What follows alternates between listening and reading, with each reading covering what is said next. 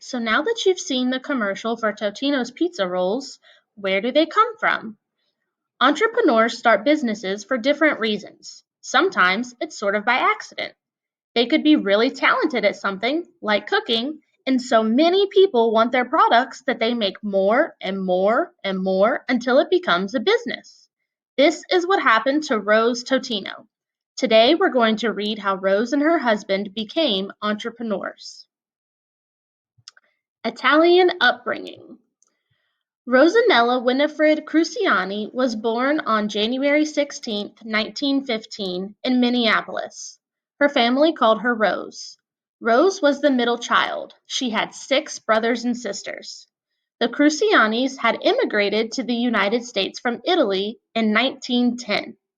They lived in Pennsylvania for a short time before settling in Northeast Minneapolis.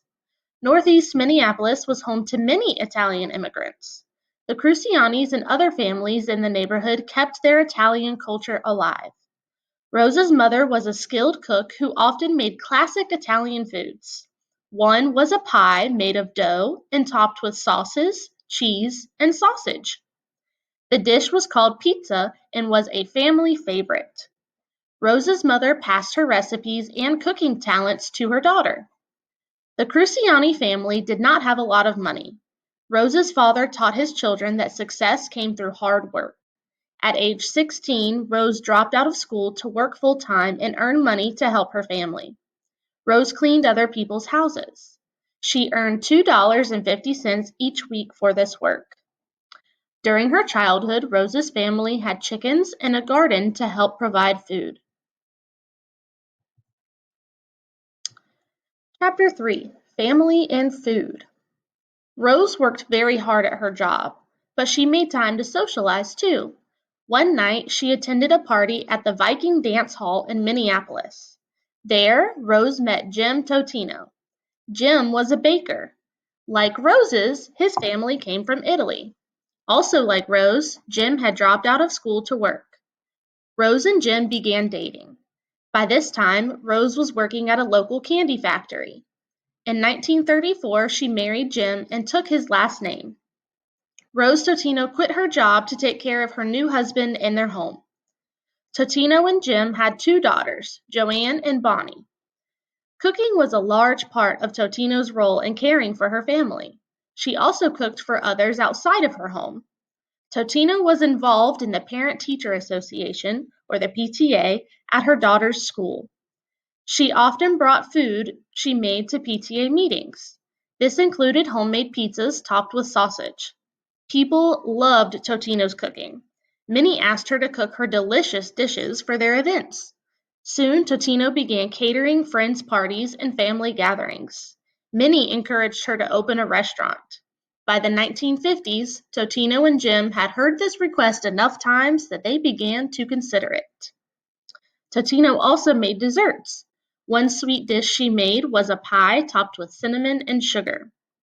Rose used dough, cheese, and fresh tomato-based sauces to make her pizzas. Baking and banking. The Totinos discussed the idea of opening a restaurant.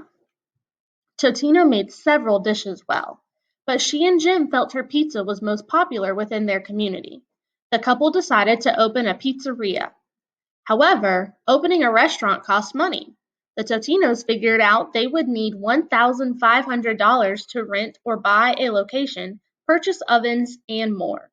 But the Totinos didn't have this money, so they asked a bank for a loan. The Totinos explained their pizzeria idea to the bankers. Italian immigrants had introduced the United States to pizza in the early 1900s. However, this was mainly in larger cities such as New York City. Minneapolis was home to fewer Italian immigrants. Because of this, many Minnesotans did not know what pizza was. The bankers couldn't understand why the Totinos wanted to sell food few people had heard of. But Totino knew people loved her pizza once they tasted it. So she made a pizza and took it to the bank. The bankers tasted the pizza and granted the Totinos the loan.